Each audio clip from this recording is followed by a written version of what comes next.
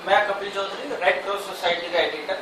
हमने एक सर्वे करा है अमरोहा की जनता के ऊपर, जो उनको बेसिक फैसिलिटी मिलनी चाहिए है थी, वो बिल्कुल नहीं मिल पा रही। दिल्ली के अंदर पास होते हुए भी इसमें कोई इम्प्रूवमेंट नहीं है। आप इसके बारे में कुछ रोशनी डालना चाहेंगे? हाँ, देखिए, मैं सबसे पहले आपको अपना इंट्रोडक्शन करा दूं कि मैं नौशाद अली इस पार्टी के टिकट पर विधानसभा का चुनाव लड़ा था। अमरोहा की आवाम ने मुझे बेपनाह प्यार मोहब्बत दिया और लगभग 26,000 वोट मुझे अमरोहा की आवाम ने दिए। सबसे पहले मैं अमरोहा की आवाम का शुक्रिया अदा करता हूँ। मेरे पास अल्फाज नहीं है शुक्रिया अदा करने के लिए कि मुझ जैसे नाचीज इंसान को अमरोहा की जनता ने भरोसा जताया, मेरे ऊपर विश्वास किया और मुझे 26,000 वोट दिए। मैं कर्जदार हूँ अमरोहा की आवाम का और जब तक जिंदा रहूंगा अमरोहा की आवाम के लिए हर एक कदम हर एक आवाज उठाता रहूंगा, क्योंकि मैं उनका कर्जदार हूँ। आपने अभी कहा कि अमरोहा दिल्ली के करीब होते हुए भी उतनी सुविधाएं नहीं है, ये आपकी सही बात है, मैं आपकी बात से सहमत हूँ। कहीं ना कहीं हमारे पॉलिटिशियंस की, हमारे एमपी एमएलएस की, हमारे चेयरमैन की नाकामयाबी है कि उन्होंने अमरोहा की जनता के साथ में विश्वासघात किया है, अमरोहा की जनता के साथ में धोखा किया है। अमरोहा की आवाम ने लगातार जिताकर आपको एमएलए बनाया, आपको मंत्री बनाया, आपको सांसद बनाया, आपको चेयरमैन बनाया, लेकिन अमरोहा की आवाम को जो विकास मिलना चाहिए था अमरोहा के जनप्रतिनिधियों ने कतई नहीं कराया है। इसीलिए अमरोहा की आवाम इस वक्त बेपनाह परेशान है। वो सिर्फ इलेक्शन का इंतजार कर रही है कि इस बार इलेक्शन आएगा तो ऐसे जनप्रतिनिधियों को सबक सिखाया जाएगा जो उनके वोट के खातिर विधानसभा के अंदर बैठे हैं, मंत्री बने बैठे हैं, उनको इस बार एमपी बने बैठे हैं, उनको इस बार सबक सिखाया जाएगा। हमारे सर्वे के अनुसार ये पता लगा है कि आपकी लोकप्रियता बढ़ती जा रही है, पीस पार्टी में भी और आवाम में भी। तो अगर अमरोहा की जनता आपको ताज पहनाए तो आप उसके लिए क्या करेंगे? देखिए, सबसे पहले तो मैं पहले भी कह चुका हूं कि अमरोहा की आवाम का मैं कर्जदार हूं और आपने जैसे आपके सर्वे के मुताबिक आपने बताया कि अमरोहा के अंदर आपकी लोकप्रियता बढ़ती जा रही है, तो सबसे पहले तो मैं अमरोहा की आवाम का बेपनाह शुक्रिया अदा करूंगा कि उन्होंने मुझे पहले भी प्यार मोहब्बत और वोट दिए हैं और आगे भी इंशाअल्लाह ताला अगर उन्होंने मुझे प्यार मोहब्बत यही खुलूस के साथ में वोट दिए तो मैं सबसे पहले अमरोहा के अंदर जो प्राइमरी एजुकेशन है उसको ठीक कराऊंगा। सबसे पहले बोर्डिंग स्कूल, जिससे कि प्राइमरी एजुकेशन बच्चों की ठीक हो, क्योंकि जिस घर की बुनियाद अच्छी होती है उसकी बिल्डिंग भी अच्छी बनती है।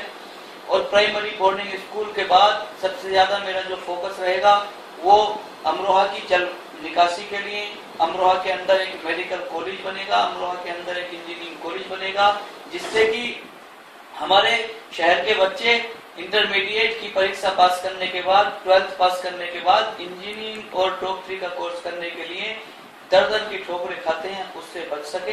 तो सबसे पहले अगर अमरोहा की जनता ने, अमरोहा की आवाम ने मुझे इस मंजिल तक पहुंचाया, मुझे विधानसभा के अंदर पहुंचाया, तो सबसे पहले मैं अमरोहा की जनता को एक तोहफा दूंगा कि जो अमरोहा की एजुकेशन लेवल है उसमें सुधार कराऊंगा। एक इंजीनियरिंग कॉलेज, एक मेडिकल कॉलेज, एक 2 बोर्डिंग स्कूल। और अमरोहा के अंदर आपको मैं बता दूं कि अमरोहा के पास एक गांव है शमी अहमद, वहां से क्रिकेटर हिंदुस्तान की क्रिकेट टीम में शामिल हुआ है, जबकि यहाँ पर कोई सुविधाएं नहीं है। तो अमरोहा के अंदर एक क्रिकेट का प्लेग्राउंड, ऐसा प्लेग्राउंड जिसके अंदर क्रिकेट, फुटबॉल, बास्केटबॉल सारे कोच वहां पर रहे, जिससे कि अमरोहा के जो बच्चे हैं वो खेल के क्षेत्र में भी, पढ़ाई के साथ साथ खेल के क्षेत्र में भी खेलकर हिंदुस्तान की क्रिकेट की टीम में, हिंदुस्तान की फुटबॉल की टीम में, हिंदुस्तान की बास्केटबॉल की टीम में शामिल होकर अमरोहा का नाम रोशन करें और अपने मुल्क का नाम रोशन करें। तो जैसे कि आप एक युवा नेता है, तो युवाओं के लिए आप एक खास रुचि होगी, खास ध्यान इस वर्ग पर रखेंगे, तो क्या आपने सोचा है एक युवा के लिए? देखिए, जाहिर सी बात है, अमरोहा शहर का ही नहीं, हिंदुस्तान का जो मुस्तकबिल है वो युवा के ऊपर है, फ्यूचर है, हिंदुस्तान का मुस्तकबिल है युवा। तो मैंने पहले भी कहा है कि मेरा सबसे ज्यादा ध्यान एजुकेशन के ऊपर रहेगा और मैं आपके सोसाइटी के माध्यम से, क्योंकि आप जिस भी माध्यम से, टेलीविजन के माध्यम से, मीडिया के माध्यम से इस मेरे इंटरव्यू को प्रकाशित कहीं भी कराएंगे, तो मैं गुजारिश करना चाहता हूं अपने बुजुर्गों से, अपने आवाम के बुजुर्गों से कि एक वक्त का खाना कम खा लें, तन पे कपड़ा कम पहन लें, लेकिन अपने बच्चों को अच्छे स्कूल में जरूर पढ़ाएं। क्योंकि हम लोगों की सोच ये होनी चाहिए कि हम गाड़ी नहीं खरीदेंगे, हम घर नहीं खरीदेंगे, हम जमीन नहीं खरीदेंगे, लेकिन अपने बच्चों को जरूर पढ़ाएंगे। क्योंकि जो सबसे जरूरी दौलत होती है वो बच्चों का फ्यूचर, बच्चों का मुस्तकबिल होता है। जब बच्चे को आप अच्छा पढ़ा लिखा दोगे तो 1000 गाड़ियां खरीद देंगे, 1000 घर खरीद देंगे, लेकिन अगर आप घर खरीदने के और गाड़ियां खरीदने के, जमीन खरीदने के चक्कर में आपने बच्चों को नहीं पढ़ाया, उनके फ्यूचर को अच्छा नहीं बनाया, तो आप घर गाड़ी तो खरीद सकते हो, लेकिन बच्चों के मुस्तकबिल को, बच्चों के फ्यूचर को नहीं आप रोशन कर पाओगे। तो गुजारिश करता हूं कि अपने बच्चों को अच्छे से अच्छे स्कूल में पढ़ाएं और मेरा फोकस सबसे ज्यादा रहेगा एजुकेशन के ऊपर और दूसरा एजुकेशन के साथ साथ खेल के ऊपर। क्योंकि अमरोहा के अंदर प्रतिभाएं हैं लेकिन उनको सुविधाएं नहीं मिल पा रही। बिना सुविधा मिलने के बावजूद भी अमरोहा के खिलाड़ी हिंदुस्तान के अलग अलग मुख्तलिफ खेलों के अंदर शामिल होकर ये साबित कर चुके हैं कि अमरोहा के अंदर टैलेंट की कमी नहीं है, प्रतिभा की कमी नहीं है। अमरोहा के अंदर एक प्ले ग्राउंड सबसे प्राथमिकता मेरी रहेगी युवाओं के लिए कि एक खेल का मैदान बने जिसमें सारे खेलों के कोच, बास्केटबॉल हो चाहे फुटबॉल हो चाहे क्रिकेट हो, सबके कोच होने चाहिए। वहां पर पूरी एकेडमी बनवाऊंगा इंशाअल्लाह ताला, अगर अमरोहा की जनता ने मुझे इस काबिल बनाया।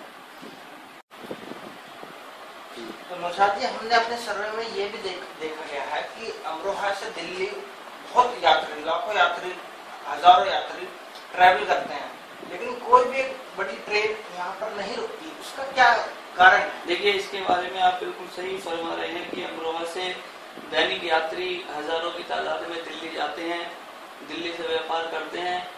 काफी जो बड़ी ट्रेनें हैं वो अमरोहा में स्टॉपेज उनका नहीं है, ये होना चाहिए। उसके लिए हम अपनी पार्टी की तरफ से लगातार मैं प्रयासरत रहा हूँ। प्रधानमंत्री जी को मैं लेटर भी लिख चुका हूँ और जनता को भी हम इस बारे में कहते हैं कि विरोध प्रदर्शन अपना कराएं। अपने सांसद महोदय से भी हमने कहा है, अमरोहा से जो सांसद हैं देवेंद्र नागपाल जी के ट्रेनों को रुकवाए जाए, लेकिन 1-2 ट्रेन रुक जाती है, कोई पूरी तरह से ऐसा नहीं है कि सारी ट्रेन रुके। तो अगर मुझे इस काबिल कभी अमरोहा की जनता ने बनाया तो अमरोहा से होकर जितनी भी ट्रेनें दिल्ली से आती हैं वो हर एक ट्रेन अमरोहा के अंदर रुकेगी, ये मैं वायदा करता हूँ। तो अमरोहा में मैंने ये देखा है कि जो एक व्यापार हो गया, जो व्यवसाय हो गया, उसकी भी कमी है।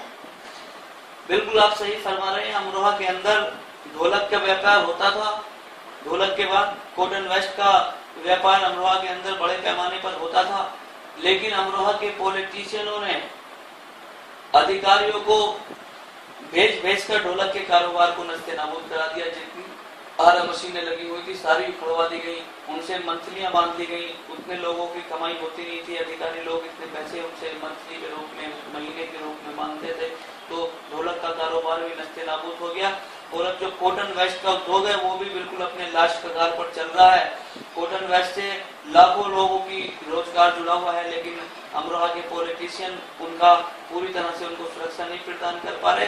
अमरोहा के बिजली के अधिकारियों ने कॉटन वेस्ट के अंदर ये हाल किया हुआ है कि एक कारखाने का 50-50 हजार का 1-1 लाख रुपए का बिल आ रहा है, जबकि ये व्यापार धुनकर में आता है। बुनकर और धुनकर 2 चीजें होती हैं। बुनकरों को जो सुविधाएं दी जाती हैं वो धुनकरों को भी दी जानी चाहिए, लेकिन कोई भी अमरोहा का पॉलिटिशियन ये आज तक आवाज नहीं उठा पाया कि बुनकरों की तरह धुनकरों को भी सुविधाएं मिलनी चाहिए।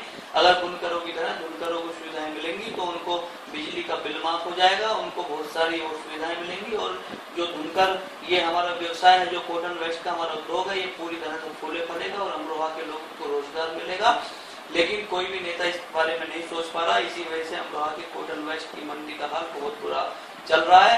मैं वायदा करता हूं कि अगर अमरोहा की जनता ने मुझे कभी इस काबिल बनाया तो बुनकरों की तरह धुनकरों को भी सारी सुविधाएं दी जाएंगी, और जो कॉटन वेस्ट के अंदर बिजली का बिल है ये एक फिक्स हो जाएगा कि 10,000 रुपए एक मशीन के, चाहे कितना भी चलाओ जिस तरह से बुनकरों को सुविधा मिलती है उसी तरह से बुनकरों को भी सुविधाएं दिलवाई जाएंगी। और जो बिजली के अधिकारी यहाँ पर प्रताड़ित करते हैं, इनका पूरी तरीके से इनका जो परेशान करते हैं वो परेशानी खत्म कर दी जाएगी। और इंशाअल्लाह ताला पूरी तरह से कॉटन वेस्ट व्यापार जिस तरह से चलता आया है उससे भी बहुत ज़्यादा अच्छी तरह से चलेगा और अमरोहा के लोगों को रोजगार मिलेगा।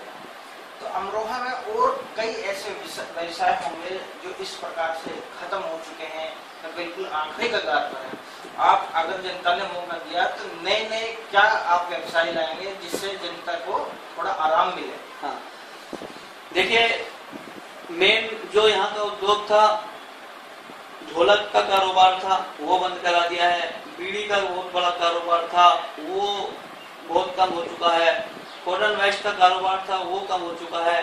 अगर मुझे पब्लिक ने, जनता ने, आवाम ने मौका दिया तो ढोलक का व्यापार भी पूरी तरह से चलेगा, बीड़ी का व्यापार भी पूरी तरह से चलेगा, कॉटन वेस्ट का व्यापार भी पूरी तरह से चलेगा। और नए गवर्नमेंट की तरफ से कारखाने, जिस तरह से सोनिया गांधी जी ने रेल का कारखाना अपनी संसदीय क्षेत्र के अंदर अमेठी में लगवाया है, उसी तरह से उसी की तर्ज पर अमरोहा के अंदर भी बड़ी बड़ी फैक्ट्री लगवाई जाएंगी जिससे कि लोगों को रोजगार मिल सके। और दूसरा, जो गवर्नमेंट नौकरियां होती हैं, सरकारी नौकरियां होती हैं, अमरोहा के जो पढ़े लिखे बच्चे हैं उनको सरकारी नौकरियों में, जैसे कि पुलिस की नौकरी, जैसे कि टीचर की नौकरी, उस तरह की जितने भी डिपार्टमेंटों में नौकरियां निकलती हैं, उनके बच्चों को, जो भी पढ़े लिखे बच्चे हैं, उनको सरकारी नौकरियां दिलवाई जाएंगी और फैक्ट्रियां लगवाकर उनको प्राइवेट तौर पर भी नौकरी करने का मौका दिया जाएगा।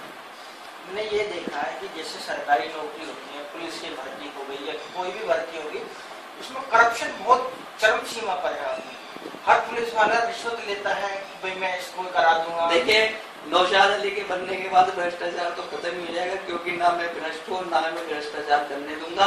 जिस रोज मुझे अमरोहा की जनता ने विधायक बना दिया, उसी रोज विधानसभा क्षेत्र के सभी अधिकारियों को कह दिया जाएगा कि अगर अपनी वेतन पे गुजारा कर सकते हो तो अमरोहा में रहो और ना अपना ट्रांसफर करा के कहीं और चले जाओ। ना नौशाद अली भ्रष्टाचार करता है, ना करने देगा। तो ये तो आप बिल्कुल मुद्दा खत्म कर दीजिए भ्रष्टाचार का। हमारे बनने के बाद कोई अधिकारी किसी को परेशान नहीं करेगा, किसी से पैसे नहीं मांग सकता। और जो भी लड़के पढ़े लिखे होंगे उनको नौकरी दिलाई जाएंगी फ्री ऑफ कॉस्ट, कोई पैसा नहीं जाएगा। काबिलियत होनी चाहिए, काबिलियत पर मुलाजमत मिलेगी, पैसे पर मुलाजमत नहीं मिलेगी। ये थे इंजीनियर नौशाद अली अपनी राय अमरोहा के बारे में रखते हुए। एक बार फिर मैं आप लोगों का, रेड क्रॉस सोसाइटी की पूरी टीम का शुक्रिया अदा करता हूँ कि आपने मुझे इस काबिल समझा कि मेरा इंटरव्यू लिया। और अमरोहा की आवाम का पूरी तरह से बार बार शुक्रिया अदा करता हूँ कि उन्होंने आपके सर्वे के मुताबिक मुझे, मेरी लोकप्रियता को दर्शाया कि लोग मुझे पसंद करते हैं। पहले भी उन्होंने पसंद किया, आगे भी पसंद करेंगे। मैं कर्जदार हूँ